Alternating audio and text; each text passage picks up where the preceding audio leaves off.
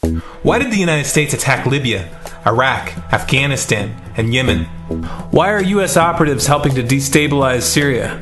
And why is the United States government so intent on taking down Iran, in spite of the fact that Iran has not attacked any country since 1798?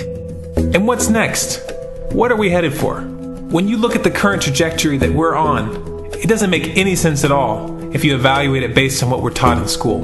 And it doesn't make any sense if you base your worldview on the propaganda that the mainstream media tries to pass off as news. But it makes perfect sense once you know the real motives of the powers that be. In order to understand those motives, we first have to take a look at history. In 1945, the Bretton Woods Agreement established the dollar as the world reserve currency, which meant that international commodities were priced in dollars. The agreement, which gave the United States a distinct financial advantage, was made under the condition that those dollars would remain redeemable for gold at a consistent rate of $35 per ounce. The United States promised not to print very much money, but this was on the honor system, because the Federal Reserve refused to allow any audits or supervision of its printing presses. In the years leading up to 1970, expenditures in the Vietnam War made it clear to many countries that the U.S. was printing far more money than it had in gold. And in response, they began to ask for their gold back. This, of course, set off a rapid decline in the value of the dollar. The situation climaxed in 1971 when France attempted to withdraw its gold and Nixon refused. On August 15th, he made the following announcement. I have directed the Secretary of the Treasury to take the action necessary to defend the dollar against the speculators. I have directed Secretary Connally to suspend temporarily the convertibility of the dollar into gold or other reserve assets, except in amounts and conditions determined to be in the interest of monetary stability and in the best interest of the United States. This was obviously not a temporary suspension, as he claimed, but rather a permanent default. And for the rest of the world who had entrusted the United States with their gold, it was outright theft. In 1973, President Nixon asked King Faisal of Saudi Arabia to accept only US dollars as payment for oil and to invest any excess profits in US Treasury bonds, notes, and bills. In return, Nixon offered military protection for Saudi oil fields. The same offer was extended to each of the world's key oil-producing countries, and by 1975, every member of OPEC had agreed to only sell their oil in US dollars.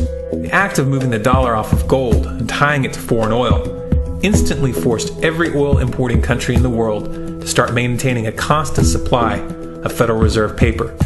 And in order to get that paper, they would have to send real physical goods to America. This was the birth of the petrodollar.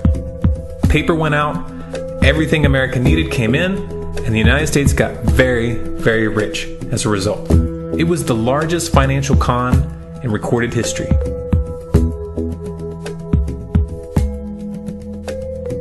The arms race of the Cold War was a game of poker. Military expenditures were the chips, and the US had an endless supply of chips. With the petrodollar under its belt, it was able to raise the stakes higher and higher, outspending every other country on the planet, until eventually US military expenditures surpassed that of all other nations in the world combined. The Soviet Union never had a chance. The collapse of the communist bloc in 1991 removed the last counterbalance to American military might. The United States was now an undisputed superpower with no rival. Many hoped that this would mark the beginning of a new era of peace and stability. Unfortunately, there were those in high places who had other ideas. Within that same year, the US invaded Iraq in the first Gulf War. And after crushing the Iraqi military and destroying their infrastructure, including water purification plants and hospitals, crippling sanctions were imposed which prevented that infrastructure from being rebuilt. These sanctions, which were initiated by Bush Sr. and sustained throughout the entire Clinton administration, lasted for over a decade and were estimated to have killed over 500,000 children. The Clinton administration was fully aware of these figures. We have heard that 500,000 children have died. I mean, that's more children than died in Hiroshima. And you know, is the price worth it? I think this is a very hard choice, but we think the price is worth it. Miss Albright, what exactly was it that was worth killing 500,000 kids for?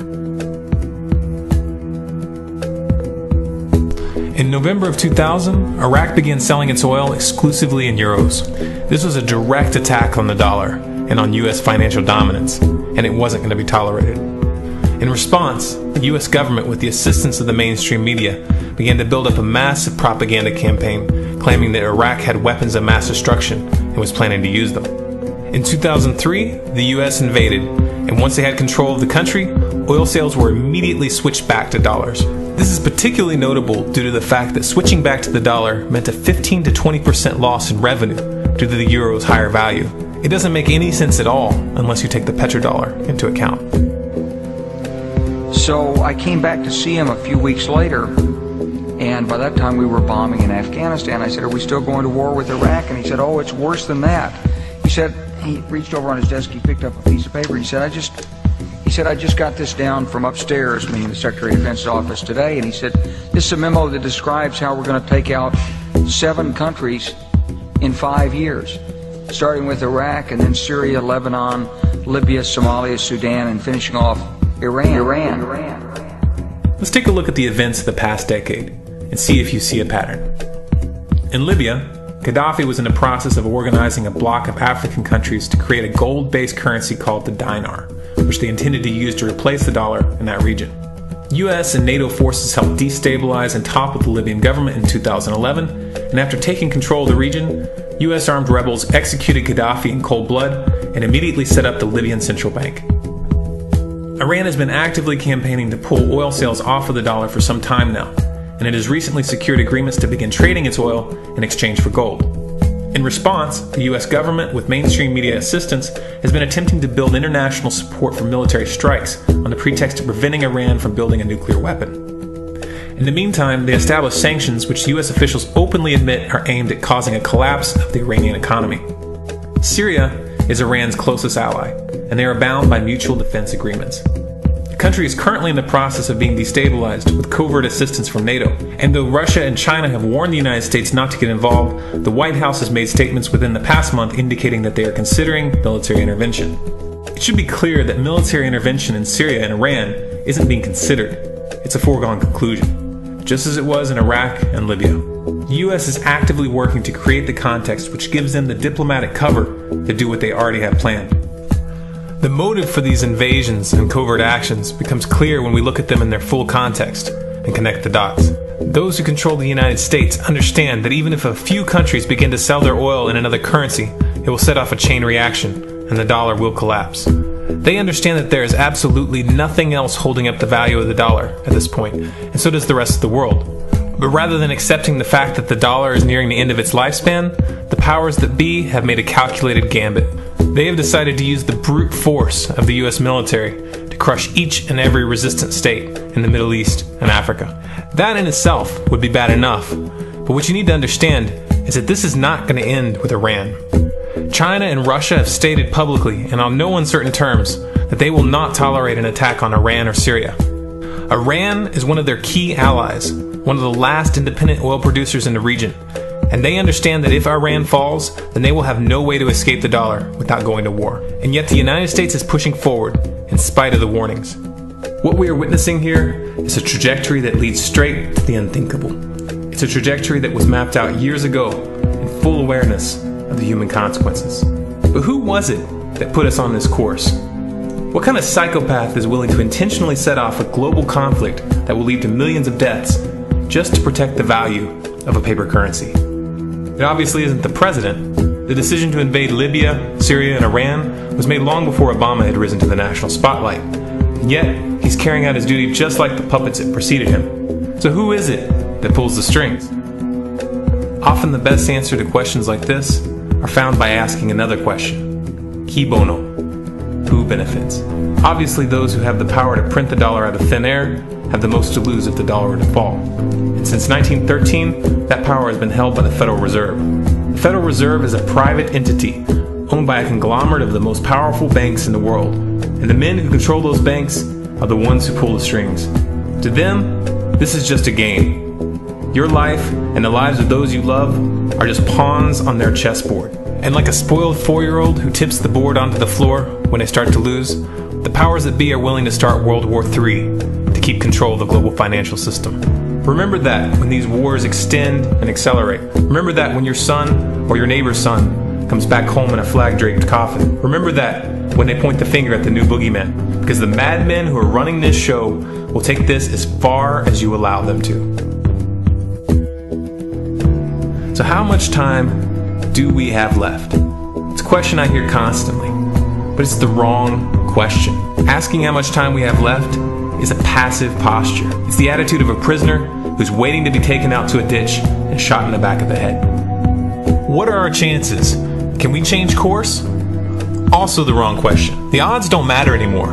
If you understand what we're facing, then you have a moral responsibility to do everything in your power to alter the course that we're on, regardless of the odds. It's only when you stop basing your involvement on the chances of success that success actually becomes possible. To strip the ill-begotten power from the financial elites and to bring these criminal cartels to justice will require nothing less than a revolution. The government is not going to save us. The government is completely infiltrated and corrupt to the core. Looking to them for a solution at this point is utterly naive. There are 3 stages of revolution, and they are sequential. Stage 1 is already underway. Stage 1 is the ideological resistance. In this stage, we have to actively work to wake up as many people as possible about what is happening and the direction we're headed. All revolutions originate from a shift in the mindset of the population, and no other meaningful resistance is possible without it. Success in this stage of the game can be measured by the contagion of ideas. When an idea reaches critical mass, it begins to spread on its own and seeps into all levels of society. In order to achieve that contagion, we need more people in this fight.